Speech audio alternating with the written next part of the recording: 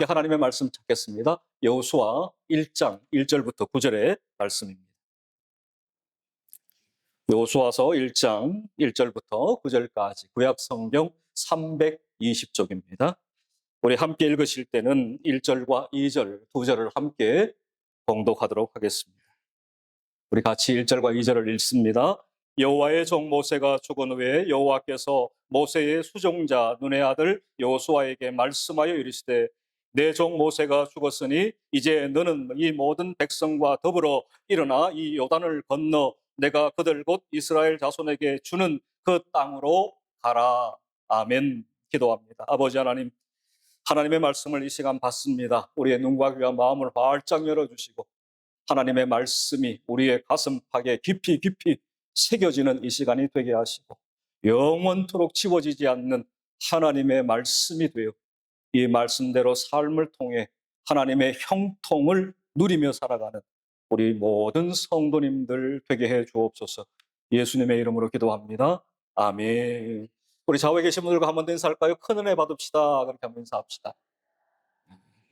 우리가 지금 계속해서 성경적 형통 시리즈를 함께 상고하며 은혜를 나누고 있습니다.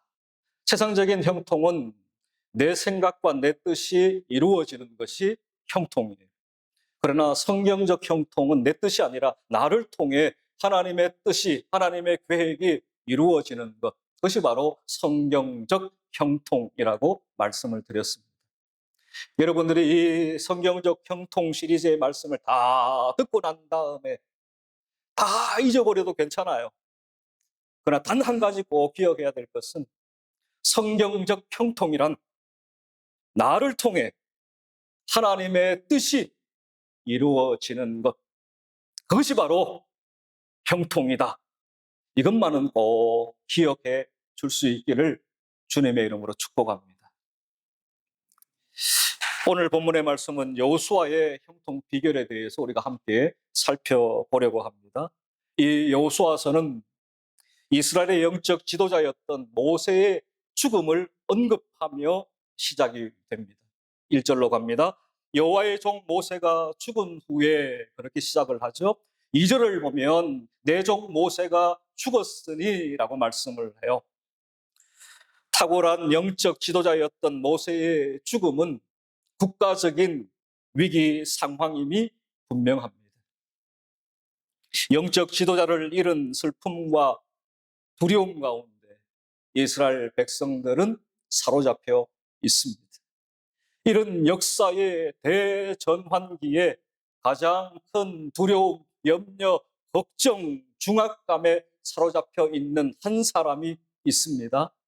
그가 바로 모세의 계승자였던 여호수아입니다. 하나님은 모세를 이어 이스라엘의 새로운 지도자로 여호수아를 세우셨습니다. 그리고 그 여호수아에게 첫 번째 명령을 하달하셨습니다. 그것이 오늘 우리가 함께 읽었던 2절의 말씀입니다. 하나님께서 여호수아에게 어떤 명령을 내리셨는가? 우리 2절을 자막을 보면서 함께 같이 읽습니다. 내 종 모세가 죽었으니 이제 너는 이 모든 백성과 더불어 일어나 이 요단을 건너 내가 그들 곧 이스라엘 자손에게 주는 그 땅으로 가라. 이것이 하나님께서 여호수아에게 주신 첫 번째 명령이었습니다. 일어나라라는 거예요. 건너라. 그 땅으로 가라라는 것이었습니다. 모세도 죽었습니다. 그러나 하나님께서 모세에게 또한 하나님께서 그들의 조상들에게 주셨던 그 약속의 말씀이 있었고 이제 그 약속의 말씀을 여호수아를 통해 하나님은 이루시겠다고 말씀하고 있는 것입니다. 바로 가나안 정복 전쟁을 통해서 하나님께서 약속하신 그 가나안 땅을 점령하고 정복하고 차지하라고 말씀합니다. 오늘 이 시대를 살아가는 성도인 우리에게도 하나님은 동일한 명령을 하고 계십니다. 일어나라라고 말씀합니다. 앉아있는 누워있는 성도들이여 다시 일어나라 말씀합니다. 그리고 이 세상으로 가라 말씀합니다. 그리고 이 세상을 복음으로 정복하라 말씀을 합니다. 아멘. 따라서 여호수아에게 주신 명령은 동일하게 이 시대를 살아가는 성도인 우리에게 주신 명령으로 우리가 받아야 될 줄 믿습니다. 그렇다면 모세의 후계자였던 여호수아의 형통 비결은 과연 무엇이었는가? 한번 따라할까요? 마음을 강하게 하고 담대하게 하라. 오늘 본문 5절부터 9절에는 가나안 정복의 새 지도자인 여호수아를 향한 여호와 하나님의 말씀이 잘 기록되어 있습니다. 가장 먼저 여호수아에게 필요한 것이 바로 마음의 준비였습니다. 무엇의 준비라고요? 마음의 준비였습니다. 따라서 하나님은 여호수아에게 반복해서 6절과 7절과 9절에 이와 같은 말씀을 주셨습니다. 6절을 보세요. 강하고 담대하라. 7절입니다. 오직 강하고 극히 담대하여. 9절 강하고 담대하라 말씀을 하셨습니다. 여기에 마음이라는 단어가 들어가요. 마음을 강하게, 마음을 담대하여.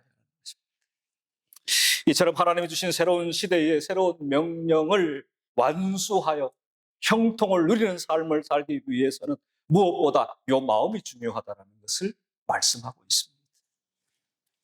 두려움과 염려 가운데 이 마음이 휩싸이게 되면 하나님이 주신 명령을 완수할 수가 없습니다.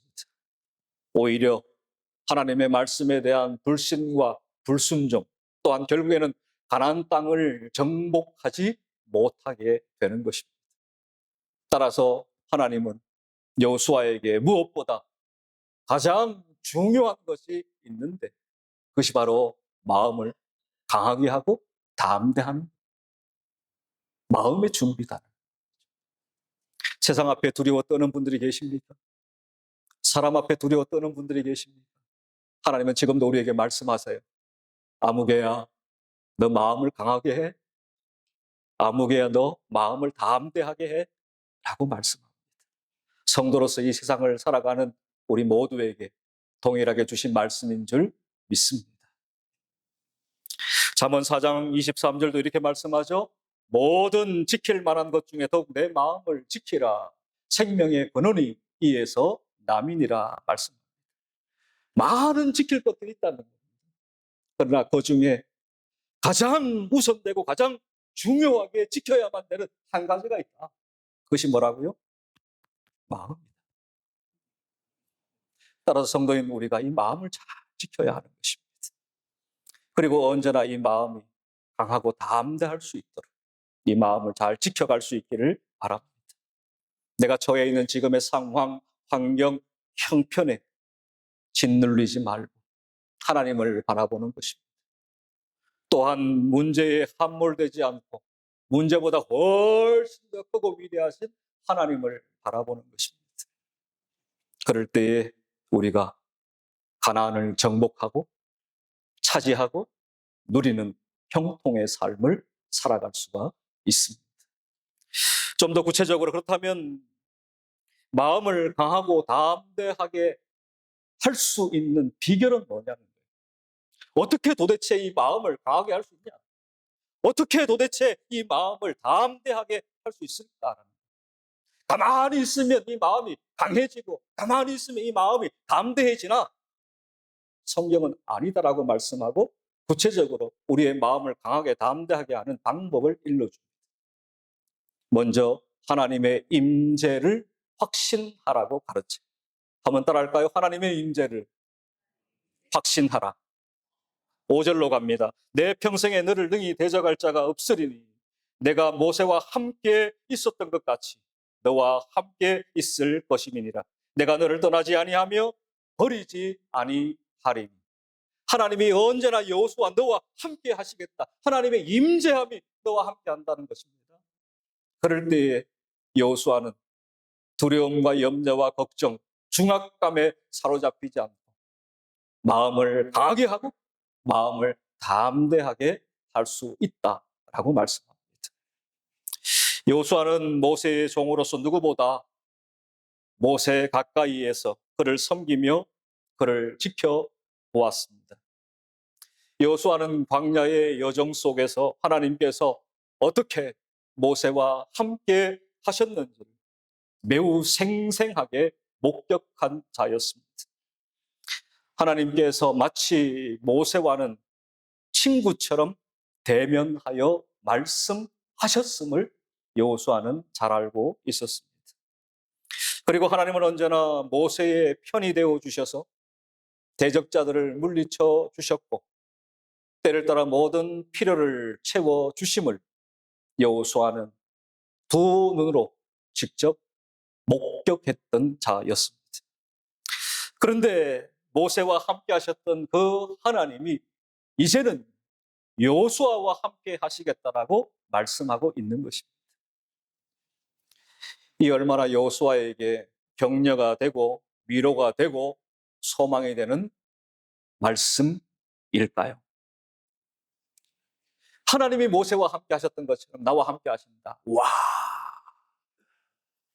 성경은 기록하고 있지 않지만 아마 이 말을 들었을 때에 여호수아의 입에서 탄성이 쏟아져 나오지 않았을까 생각해 봅니다. 이것도 천국 가서 여호수아 만나면 물어봐야 돼. 5절의 말씀을 주셨을 때에 그 말씀을 듣고 난 다음에 어떤 마음이었습니까? 와! 라고 탄성을 지르진 않았습니까? 한번 물어봐야 될 것 같아요. 저 같으면 탄성을 질렀을 것 같아요. 하나님과 모세와의 관계를 누구보다 여호수아가 잘 알았어요. 이제는 그 하나님이 나와 함께 하시겠다. 와, 굉장한 겁니다. 여러분들이 성경을 읽어 내려갈 때에 하나님이 모세와 함께 하셨던 그 놀라운 역사를 여러분들은 직접 눈으로 성경을 읽고 귀로 들었습니다. 그런데 그 모세와 함께 하셨던 하나님이 여호수아와 함께 하시고 또한 모세와 여호수아와 함께 하셨던 그 하나님이 나와 함께 하신다. 이 말씀을 여러분이 들었을 때 여러분 와 하고 탄성이 환호성이 울려 퍼져야 되는 어떻습니까 여러분? 한번 연습해 봅시다. 하나님이 모세와 함께 하셨던 것처럼 하나님이 여호수아와 함께 하셨던 것처럼 하나님이 여러분 모두와 함께 하십니다. 이래 가지고는 안 돼. 감동이 적은 것 같아요. 와, 어찌 이런 일이 나에게 있단 말이야. 어느 누가 아니라 하나님이 나와 함께 하신다는 놀라운 일이지 않습니까? 아마 여호수아는 용기 백배할 수 있었을 거예요. 이미 여호수아는 또한 모세를 통해서 하나님의 동행에 대한 약속을 받은 바가 있습니다. 신명기 31장 7절과 8절입니다. 제가 읽어드립니다. 모세가 여호수아를 불러 온 이스라엘의 목전에서 그에게 이르되 너는 강하고 담대하라. 너는 이 백성을 거느리고 여호와께서 그들의 조상에게 주리라고 맹세하신 땅으로 들어가서 그들에게 그 땅을 차지하게 하라. 그리하면 여호와 그가 내 앞에서 가시며 너와 함께 하사 너를 떠나지 아니하시며 버리지 아니하시리니 너는 두려워하지 말라 놀라지 말라. 하나님이 모세의 입을 통해서 여호수아에게 주신 말씀. 나 너와 함께해. 나 절대 너 떠나지 않아. 나 절대 너 버리지 않아. 말씀드립니다. 또한 여호수아는 직접적으로 하나님의 임재 가운데 하나님의 주신 말씀을 받았습니다. 신명기 31장 23절. 우리 자막을 보면서 같이 읽읍시다. 여호와께서 시작. 여호와께서 또 눈의 아들 여호수아에게 명령하여 이르시되 너는 이스라엘 자손들을 인도하여 내가 그들에게 맹세한 땅으로 들어가게 하리니 강하고 담대하라. 내가 너와 함께 하리라 하시니라. 아멘. 누가 누구에게 주신 말씀이에요? 하나님이 여호수아에게 직접 주신 말씀입니다. 내가 누구와 함께 한다고요? 너와 여호수아 너와 함께 한다. 그러므로 마음을 강하게 하고 담대하게 하라 말씀합니다. 세상은 우리의 마음을 뒤흔들죠. 우리를 자꾸만 넘어지게 만들죠. 세상에 주눅들게 만들죠. 주일날 말씀을 들을 때는 그래 한번 살아보자. 그래 한번 해보자. 야! 하고 나가지만 세상에 한 걸음 내딛고 나면 어느새 그 마음은 사라지고 두려움과 염려와 걱정과 근심이 몰려올 때가 많아요. 그때 기억하십시오. 모세와 함께 하셨던 하나님, 여호수아와 함께 하셨던 하나님이 동일하게 나와 함께 하신다. 나를 버리지 않고 나를 떠나지 않는다. 그것을 기억하면 강하고 담대할 수 있습니다.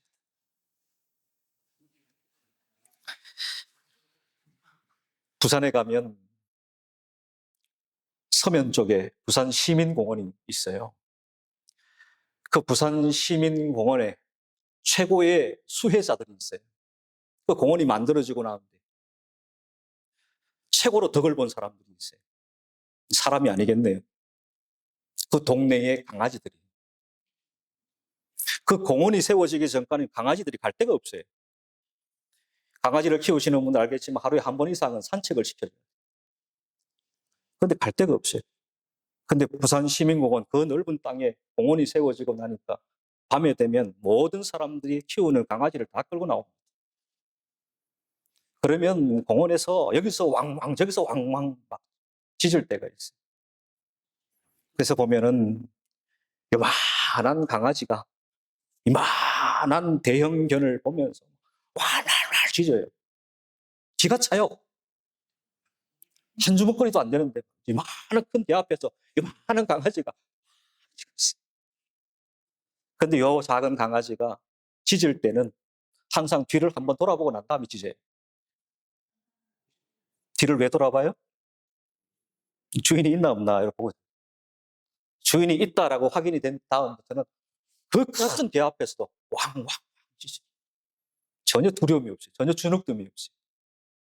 여러분, 세상을 살아가는 동안 하나님이 언제나 우리와 함께 하십니다. 하나님의 임재를 기억할 수 있기를 바랍니다. 또 하나 오늘 본문에서 여호수아의 형통 비결은 우리에게 천하무적이 된다는 것을 확신하라고 또한 말씀해요. 그래야 우리가 강하고 담대할 수 있다. 한번 보세요. 5절을 보세요. 앞부분에 이렇게 되어 있죠. 내 평생에 너를 능히 대적할 자가 없으리니 그랬습니다. 이것은 문자적으로 이렇게 번역할 수 있어요. 아무도 내 앞에 서지 못한다. 어느 누구도 너를 대적하기 위해, 너를 넘어뜨리기 위해, 너를 정복하기 위해 내 앞에 설 자가 없다라는 것입니다. 천하무적이 되게 하신다라는 것입니다. 가나안 땅에는 안악자손 거대한 거인족들이 삽니다. 또한 그들이 가지고 있는 무기는 이스라엘 백성들이 가지고 있는 것과는 비교할 수 없는 아주 강력한 무기예요. 또한 그들은 전쟁을 좋아하는 호전적인 민족들입니다. 그러한 가나안 민족과 맞붙어서 전쟁을 해야 되는데 하나님은 내가 너희를 천하무적이 되게 하리라. 그러므로 모든 염려, 모든 두려움을 물리치고 너희는 마침내 승리하게 된다는 것을 말씀합니다. 그 하나님께서 우리를 천하무적으로 만들어 주셨다라는 것을 확신합니다. 이 마음이 두근반 서근반 하지 않고 강하고 담대할 수 있습니다. 그리고 오늘 본문에서 크게 두 번째로 여호수아의 형통 비결 한번 따라해 볼까요? 하나님의 말씀을 다 지켜 행하라. 그 첫 번째 우리 7절을 봅니다. 오직 강하고 극히 담대하여 나의 종 모세가 내게 명령한 그 율법을 다 지켜 행하고 우로나 좌로나 치우치지 말라. 그리하면 어디로 가든지 형통하리니라고 말씀합니다. 우로나 좌로나 치우치지 말라라고 말씀해요. 이것을 직역하면 이렇습니다. 너는 율법으로부터 좌측으로나 우측으로나 돌아서지 말라. 그렇게 번역할 수 있습니다. 즉 하나님의 말씀이 우리에게 방향을 제시해 주는 거예요. 그러면 그 하나님의 말씀이 우리에게 제시하는 그 방향을 향하여 좌로도 우로도 돌아보지 말고 오직 앞만 보고 말씀을 좇아 말씀을 향하여 이탈하지 않고 나가라. 그런 말씀이에요. 그럴 때 우리에게 형통이 주어진다 말씀합니다. 성경은 우리에게 분명히 하나님의 말씀을 들려주십니다. 보여주십니다. 그러면 우리가 그 하나님의 말씀대로 살아가는 것입니다. 그러나 세상 속에 살다 보면 여러 세상의 많은 사람들의 이야기가 우리에게 들려와요. 그러면 우로도 치우치고 좌로도 치우치고 이리 비틀 저리 비틀 그리며 살아가는 거죠. 그러나 형통의 비결은 하나님의 말씀을 다 지켜 행하는 것인데 그 중요한 첫 번째가 바로 좌로나 우로나 치우치지 않는 거예요. 말씀의 길에서 이탈하지 않는 것입니다. 여러분, 철길이 이렇게 있어요. 철길은 하나입니까? 둘입니까? 하나예요, 둘이에요, 철길. 한 개 아니고요. 두 개죠, 두 개. 그러면 여기에 기차가 딱 얹히죠? 그리고 기차가 요 철길을 따라서, 레일을 따라서 쫙 가죠? 근데 어느 날 뉴스를 보다 보면 기차가 뭐 했다고 소리가 나와요? 탈선했다라는 뉴스가 나옵니다. 그건 기차가 어디를 벗어났다는 거예요? 달려야 되는 기차 레일을 벗어났다는 거예요. 탈선되면 어떻게 되죠? 산다, 죽는다. 정답은? 죽을 수도 있다. 마찬가지로 우리가 하나님의 말씀을 다 지켜 행할 때에 형통이 주어지는데 자꾸 말씀의 그 레일 위에 서서 우리가 달려야 되는데 자꾸만 좌로 우로 치우치다 보면 이 말씀의 레일 위에서 탈선할 수가 있어요. 그것을 지금 말씀하는 겁니다. 말씀의 레일 위에 서서 힘껏 달려라는 말씀. 좌로도 우로도 치우치지 마. 그럴 때 하나님의 형통을 경험할 수 있다고 말씀해요. 그럴 때 하나님의 말씀을 다 지켜 행할 수 있다라고 말씀합니다. 그리고 또 하나 우리에게 말씀하죠. 8절로 갑니다. 이 율법책을 내 입에서 떠나지 말게 하며 라고 말씀해요.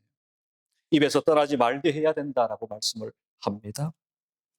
이 입에서 떠나지 않게 하는 방법은 뭘까요?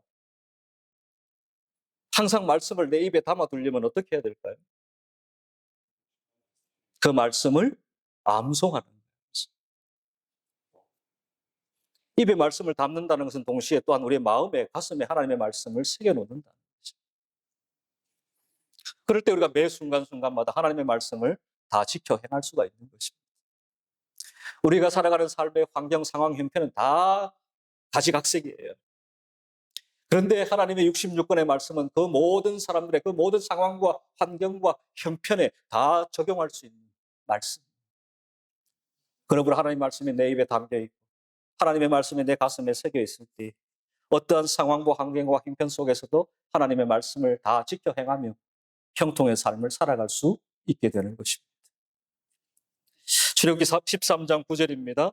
이것으로 내 손의 기호와 내 미간의 표를 삼고 여호와의 율법이 내 입에 있게 하라. 어디에 있게 하라고요? 내 입에 있게 하라. 이는 여호와께서 강하신 손으로 너를 애굽에서 인도하여 내셨습니다.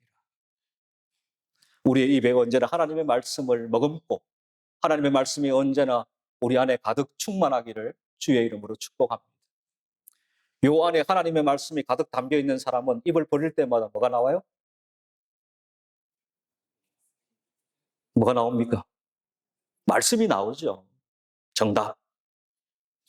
그런데 이 입에 하나님의 말씀이 담겨져 있지 않으면 뭐가 나올까요? 하나님 말씀 아닌 다른 것이 나오게 됩니다. 경험하시죠? 체험하시죠? 동의하시죠? 저도 동의합니다. 목사인 저도 마찬가지. 입에 하나님의 말씀이 담겨져 있지 않으면 입을 벌릴 때마다 하나님의 말씀이 아닌 세상 이야기밖에 나올 게 없는 거예요. 남을 미워하고 남을 저주하고 마음을 판단하고 남을 비판하고 평가하고 그것밖에 나올 게 없는 거예요. 왜? 우리 속에 죄성이 있으니까. 그러나 우리 속에 하나님의 말씀으로 가득 담겨 있으면 입을 벌릴 때마다 하나님의 말씀만이 나오게 되는 그러한 은혜가 있기를 바랍니다. 또 하나 그 말씀을 8절 그 다음 말씀을 보세요. 주야라 그것을 묵상하여 그 안에 기록된 대로 다 지켜 행하라. 그리하면 내 길이 평탄하게 될 것이며 내가 형통하리라. 마지막 하나님의 말씀을 다 지켜 행하는 형통의 삶을 살기 위해서는 주야로 그것을 묵상하라고 말씀합니다. 이게 묵상하다라는 단어는 항상 중얼거리다, 읊조리다 그런 의미가 있어요. 여러분 소가 여물을 아주 맛나게 먹죠. 이렇게 배부르게. 그러면 소가 가만히 있던가요? 아니면 소가 이렇게 계속해서 이거 하죠.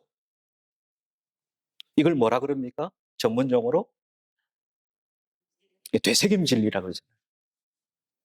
마찬가지로 여러분들이 읽는 하나님의 말씀, 또한 여러분들이 이 주일을 통해서 여러분이 받은 하나님의 말씀, 이것을 여러분들의 일주일 삶을 통해서 계속해서 묵상하는, 되새김질하는 거지. 근데 삶의 바쁘고 분주함 속에서 이걸 하는 걸 잃어버리는 분들이 있어요. 소가 이거 안 하면 어떻게 되는 줄 아십니까? 이거 안 하면 어떻게 돼? 1번 그냥 산다. 2번 죽을 수도 있다. 정답은 2번 죽을 수도 있어요. 예전에 제가 사역했던 교회에 안수 집사님 한 분이 젖소를 많이 키우는 분이 계셨어요. 그분은 항상 전도하러 가면 젖소 이야기해요. 젖소. 그 복음을 젖소에 빗대어가지고 설명을 해요. 근데 그 설명이 기가 막혀요. 와, 어떻게 저렇게 복음을 잘 설명할 수 있을까? 그러니까 자기가 매일 키우는 젖소를 빗대어서 복음을 전하고 복음을 설명하고 예수 믿게 만들고 그런 분이 계시거든요. 말씀도 마찬가지예요, 여러분들. 잘 되새김질해야 돼요. 이게 되새김질 되지 않으면 이게 내 것이 안 돼요. 소가 이렇게 자꾸 되새김질 해가지고 넘기고 해야 소가 건강해지는 거예요. 아멘? 소 이야기 한다고 아멘도 아무도 없는 거예요. 성도의 삶도 마찬가지입니다. 주일날 와가지고 짧은 시간 말씀을 받고 돌아가가지고 이거 안 하고 살면 건강하지 않아요. 이거 해야 됩니다. 아멘? 그래야 건강할 수 있어요. 오늘도 보세요. 주야로 그것을 묵상하라고 말씀합니다. 여호수아는 하나님이 내게 주신 말씀을 매 순간마다 묵상하는 거예요. 전쟁을 치르는 삶이 얼마나 고단하겠습니까? 일어나면 전쟁 생각해야 되지. 그럼에도 불구하고 여호수아는 하나님의 말씀을 계속 묵상합니다. 여러분, 가나안 정복 전쟁은 눈에 보이는 그러한 육적인 전쟁처럼 보일 수 있어요. 그러나 여호수아서의 말씀을 깊이 파고 들어가면 눈에 보이는 육적 전쟁보다는 눈에 보이지 않는 영적 전쟁이라는 사실을 발견하게 돼요. 마찬가지입니다. 우리의 삶 속에 언제나 하나님의 말씀을 묵상함을 통해서 그 말씀을 다 지켜 행할 때 하나님 주시는 형통을 누리게 되는 것입니다. 우리가 묵상하는 이유는 말씀을 다 지켜 행하기 위함이에요.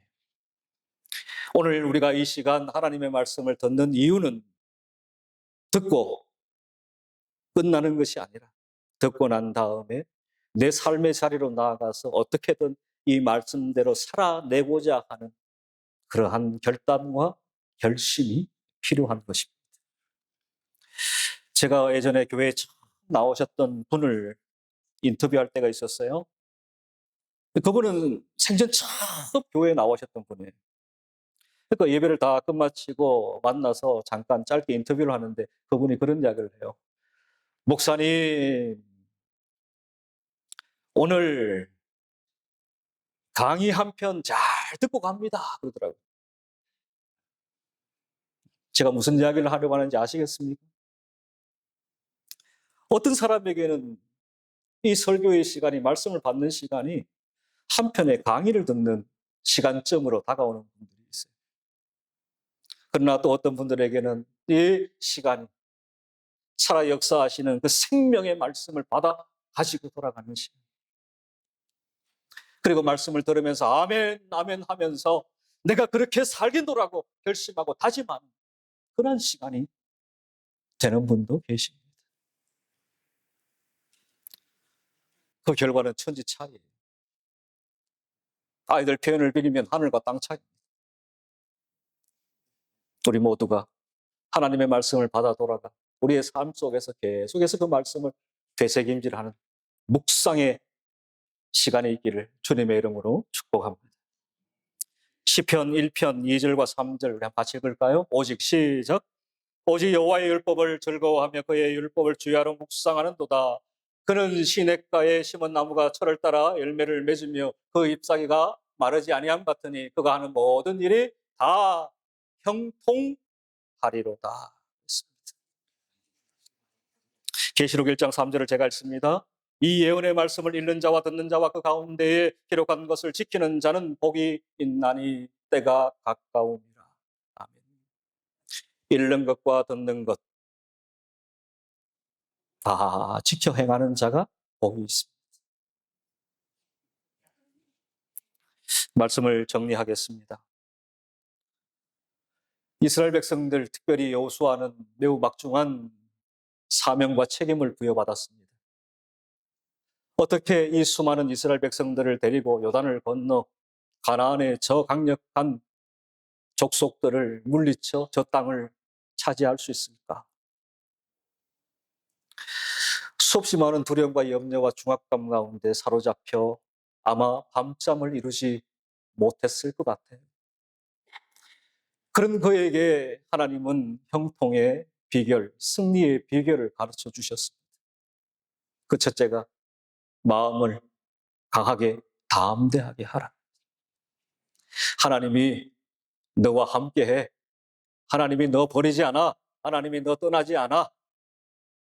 하나님은 언제나 너와 함께 하시며 하나님은 언제나 너의 편이야. 그 분명한 확신. 또 하나, 하나님의 말씀을 다 지켜 행하는 것이라고 가르칩니다. 여러분, 끝까지 하나님의 말씀을 붙들고 하나님의 말씀대로 살아가는 삶의 하나님의 형통이 경험될 줄 믿습니다. 기도합시다.